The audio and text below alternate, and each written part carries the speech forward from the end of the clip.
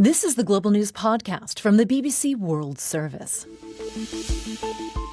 I'm Celia Hatton, and in the early hours of the 8th of July, these are our main stories.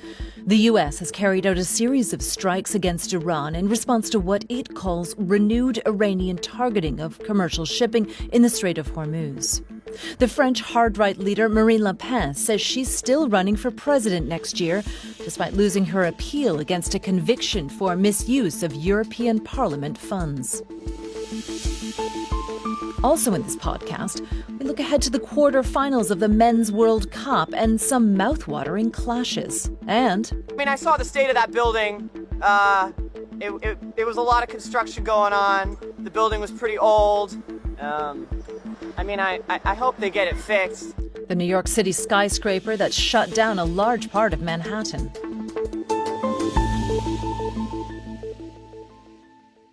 The United States and Iran are supposed to be working out a peace deal, but the conflict between them is heating up around the Strait of Hormuz.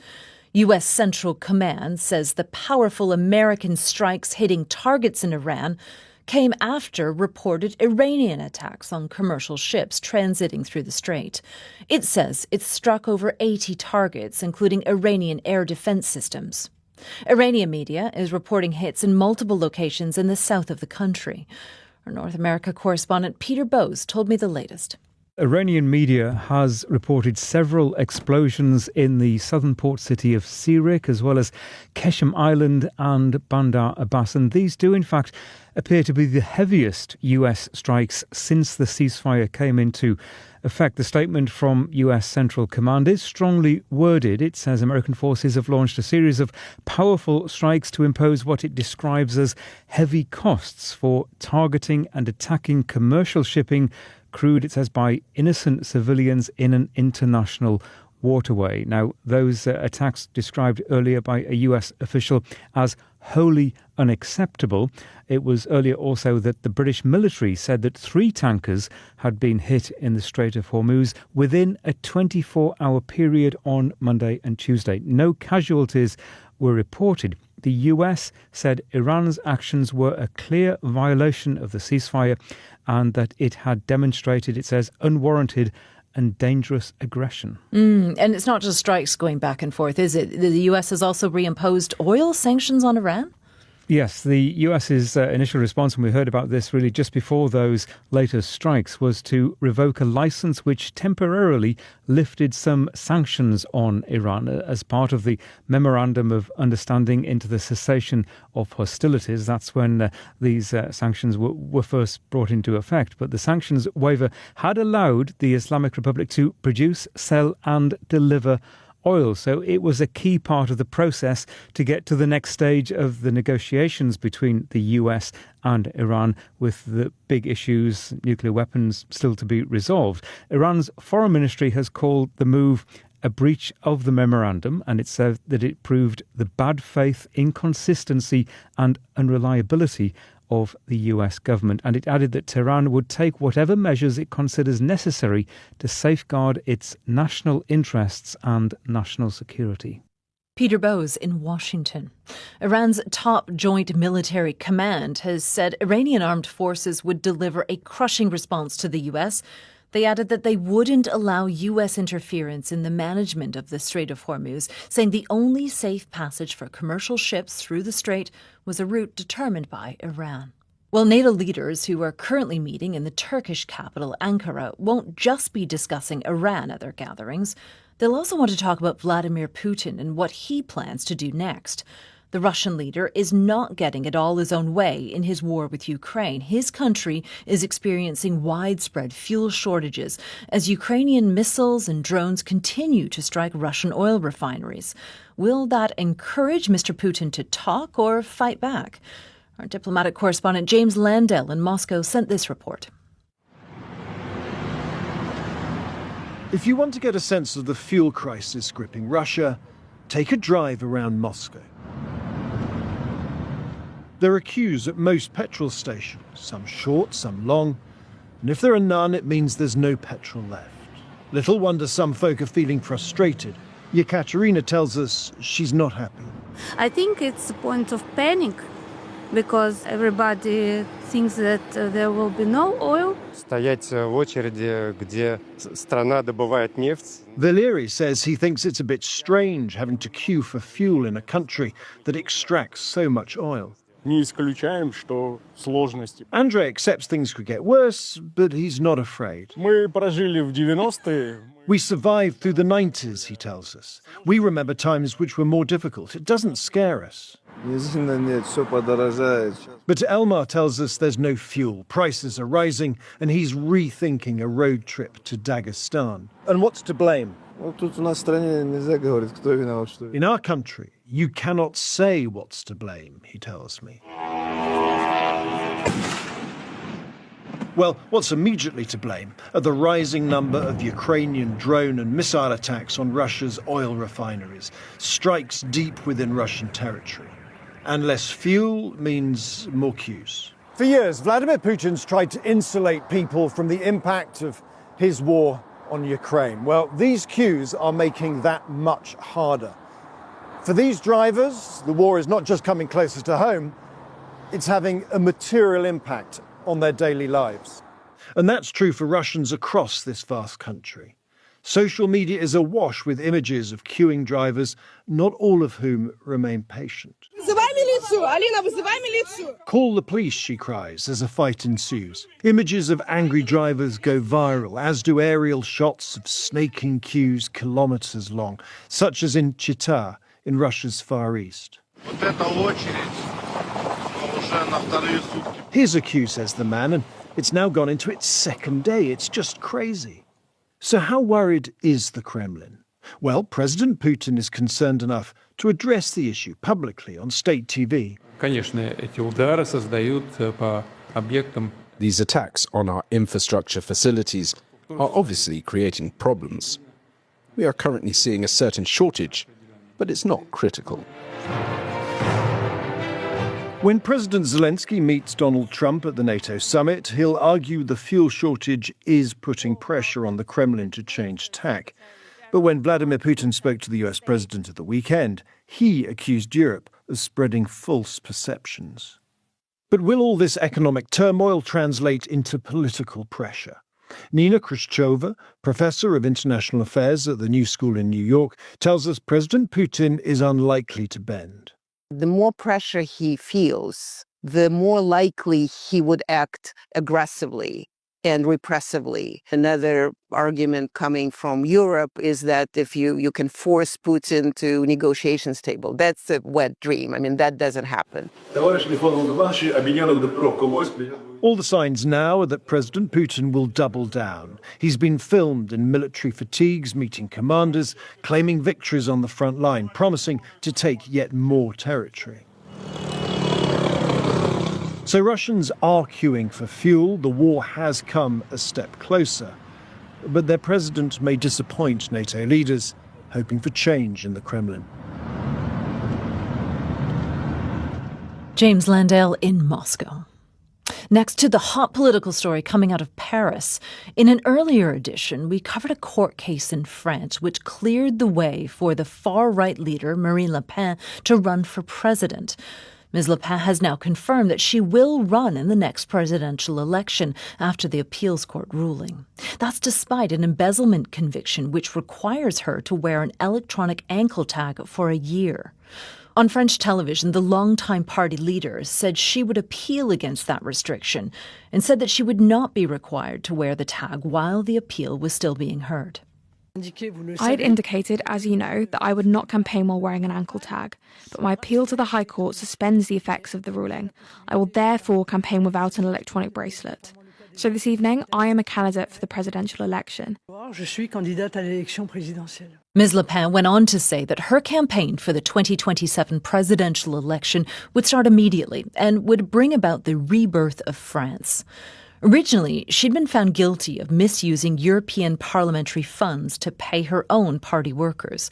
The court upheld that conviction but shortened her ban from public office that was part of the original sentence. Fabrice Leggeri is a member of the European Parliament for Marine Le Pen's National Rally Party. He's happy she's now a presidential candidate. Of course, Marine Le Pen is our candidate, And now we are happy to see that she is free to be the candidate and run for the presidential election. And we are happy to see that the French people will be able to decide and not judges decide on politics in France. It will be the fourth time that Ms. Le Pen will run for the presidency, and her party is currently leading in the opinion polls. We spoke with Sophie Peder, Paris bureau chief for The Economist. What makes the real difference is the fact that the court ruled that not only it was shortening her sentence, this ban on her running for elected office, but that she had already served that part of the penalty. And that is what's made the difference for her. She now can run.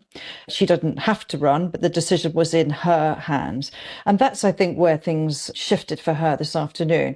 What it also did, however, is impose the wearing of the ankle tag. Now, that is something that is going to be quite unprecedented in France. I can't think of a single presidential election with a candidate in that situation. She's going to contest it, as you just said, in the highest court, the Cour de Cassation. The argument she was making on French television this evening is that, given that the court had reduced the sentences, she thought that she had a case to take to the highest court. So she may think that she can there's some way around that, or a way of making that to sort of shortening the time frame for the wearing of it. She's a populist candidate. She has already in the past made a sort of victimhood appeal about all of this. And I think that she will continue to appeal to the general voter who thinks that she's been hard done by the whole court situation.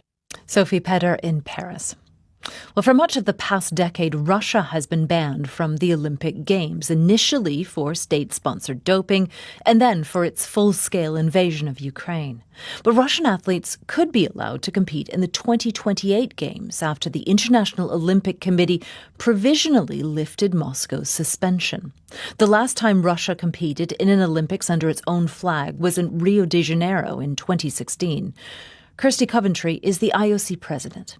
We wanted to ensure all athletes have the possibility to compete at the Olympic Games and not be held responsible for their government's actions. And I believe that this is what this decision speaks to. But we've also been very clear that we do not condone any violence and war around the world.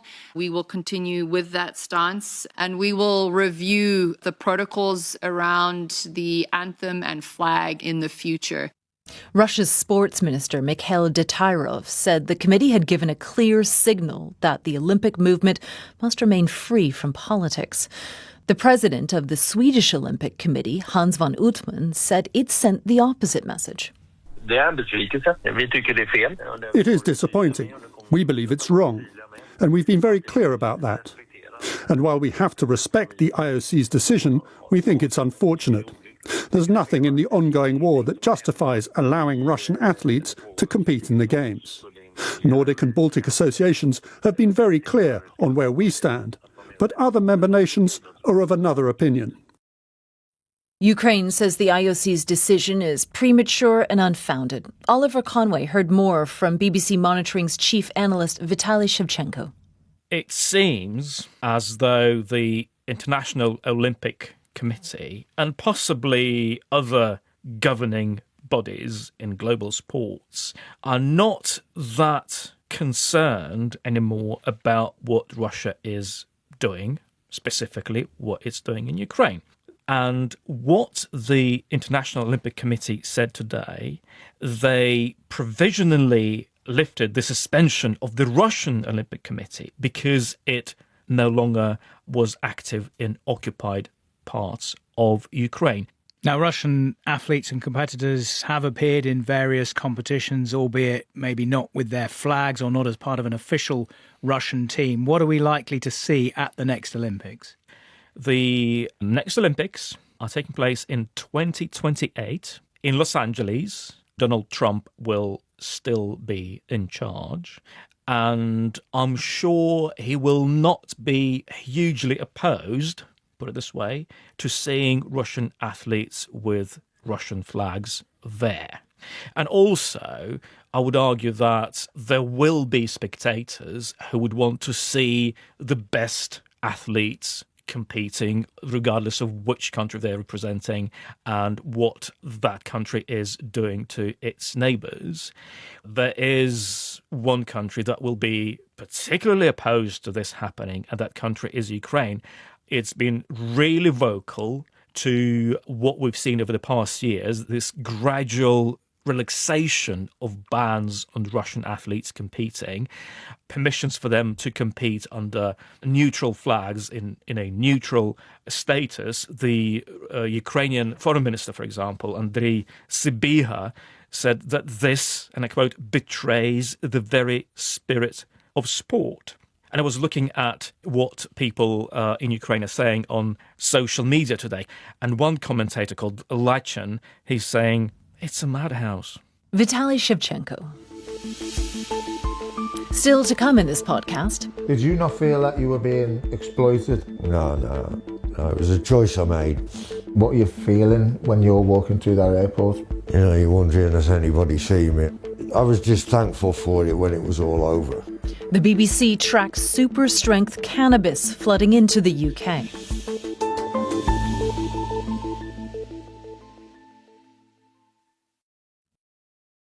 This is the Global News Podcast. To China now, large parts of the country have been experiencing intense storms. More than 20 people were killed in a landslide on Tuesday in the northwestern Gansu province. Rescue teams are still at the scene. And in the southern region of Guangxi, heavy rain caused widespread flooding, leading to 4 deaths. The authorities are warning people in parts of southern China to prepare for more heavy rainfall. Our correspondent Stephen McDonald joined me from Beijing and began by telling me about that landslide in Gansu. Of all the various places where China is struggling with these emergency weather events, it seems Gansu has been the worst in terms of the death toll, because now we're hearing that 21 people have died in that landslide, and it was a group of workers just heading along a road. They were going to clear some forest or something, and all of a sudden a landslide came down and covered their trucks. Some people have been pulled out, but unfortunately it turns out most of them have died. Really extreme weather hitting large parts of China. Can you describe what you've been seeing? The state media has released some dramatic footage over the last few days. Yes, and given how serious, well, for example, the flooding has been in Guangxi, it's quite remarkable that there aren't more people dead. I mean, the power of these swollen rivers. There are apparently 341 dams where the water level has reached emergency levels. Many of those, the water's pouring over the side, and at least one of them has seen huge cracks and holes emerge in the dam with flood water pouring through it. Now, given all of that, only 6 dead and 11 missing. Now, I say, of course, for the families of those people involved, it's absolutely terrible. But when you consider that 130,000 people have been moved to safer locations, it could be much worse. The bad news first is that more heavy driving rain is expected over the coming days. But the good news is that the People's Liberation Army specialist flood rescue teams have arrived on the ground in Guangxi. And as you know, China is pretty good at managing these disaster situations because it has very good equipment. It can throw a lot of resources at these emergencies. And so it seems that most who have been cut off, slowly but surely the rescue teams are getting to them. People sitting on roofs are being brought into boats and what have you. And then you've got all that on top of that, tornadoes hitting Hubei province and 11 people killed there. So a lot of terrible weather, all apparently caused by global warming. Stephen McDonald in Beijing. A BBC investigation has uncovered a multi-billion-dollar business of super-strength cannabis being smuggled into the UK. Originally known as Cali weed, this strain of cannabis was first cultivated in California, but it's now being grown in Thailand and then shipped to the UK, either by cargo transport or human drug mules. Last year, the British authorities seized 167 tons of the drug with a street value of more than $2 billion. More from our investigations reporter Scott Hesketh. Super-strength cannabis is flooding the UK like never before, with Border Force officials seizing record amounts. But what's behind the clamour? This is Z, not his real name. He agreed to talk at an undisclosed location after I was introduced by a source close to the UK drugs trade. Z operates in Thailand, where legalisation prompted a freewheeling market and major interest from gangs in Liverpool and Manchester. The Thai guys out there on a remote island, we started to grow cali weed. Z recruits local growers to cultivate seeds he buys from legal dispensaries in California, growing it on the cheap in unlicensed conditions to mimic the sought-after cali strains. He shows me astonishing pictures of what he says is his latest yield. He says 100 kilos landed in the UK before Christmas. Yeah, the buyers are all up at Liverpool, Manchester, they're mainly up the north who we know. Z recruits couriers to smuggle the drug into the UK. They don't really know much, they're just thinking it's a holiday. Unlimited drugs, unlimited girls. On the last day, that's the day when you just put it on them. Yeah, take these bags. Last year, British border officials seized 167 tonnes of herbal cannabis. The haul includes 28 tonnes flown in suitcases by 800 couriers arrested by the National Crime Agency. I've had a couple of binges on the heroin, a bit of the crack cocaine. This courier told me he brought back cases to pay off a drugs debt. He said he'd got through 6 times. Did you not feel that you were being exploited? No, it was a choice I made. What are you feeling when you're walking through that airport? It's stressful. You know, you're wondering, has anybody seen me? I was just thankful for it when it was all over. Tightened security at airports has left traffickers looking for alternative smuggling methods, with gangs shipping it over hidden in cargo. Z says he used popcorn cans to send packages to Manchester. He's even used the post. Do they know what it is they're taking delivery of? Yeah, pair of trainers. Once Z's product lands in the UK, it's placed in shiny packaging to make it look like it's a premium Californian import. What would you say to people who say cannabis is a harmful drug? No, but you could even improve it the other way. He's got depression, anxiety. Yeah, I beg to differ.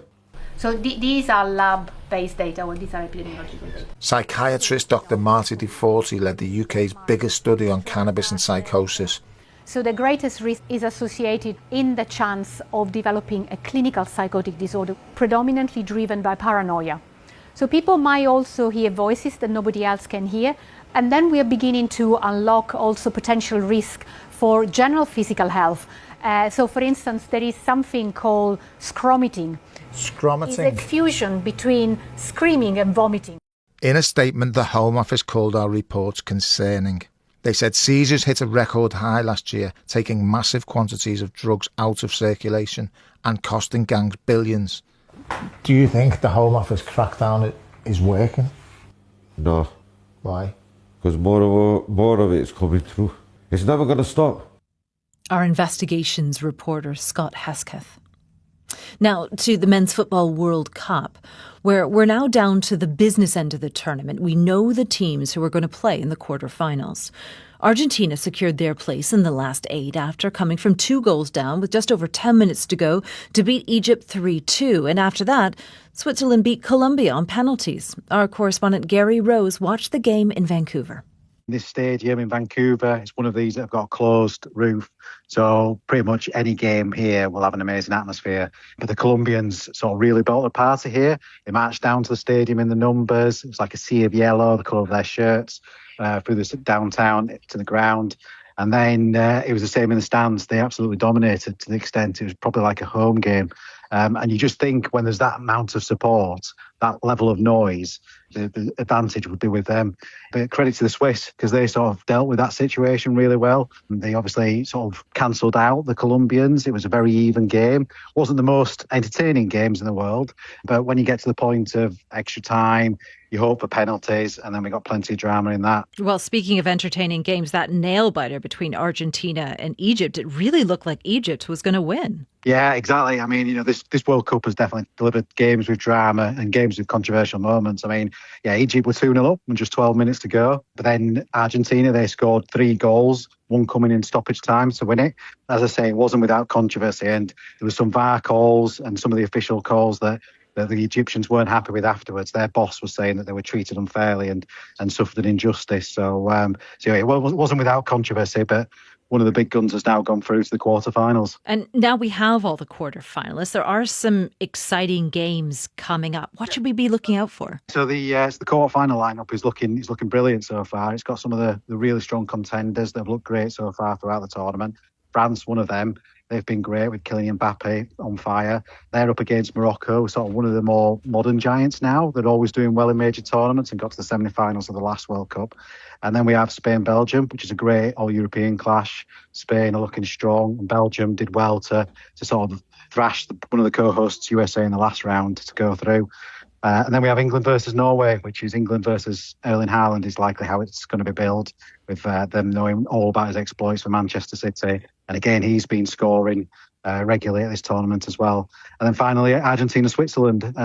We could have had Argentina versus Colombia, which would have been an exciting tie. But yeah, this should still be interesting because the Swiss, I don't think, can be discounted really. They showed today they can handle high-pressure moments. And I think they'll be in a similar situation when they face Messi of Argentina as well. Gary Rose in Vancouver. And last, let's focus on what's happening in New York City. A skyscraper located in Manhattan has been evacuated after showing potential signs of collapse.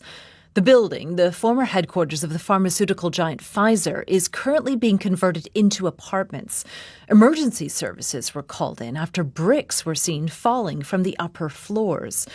After structural damage was found inside, the tower was forced to close along with other buildings nearby. This man, Miles Grant, says he used to work inside the building. I mean, I saw the state of that building. It was a lot of construction going on. The building was pretty old. I hope they get it fixed. They were converting it to residential, and it definitely needed a lot of work to become ready for residential.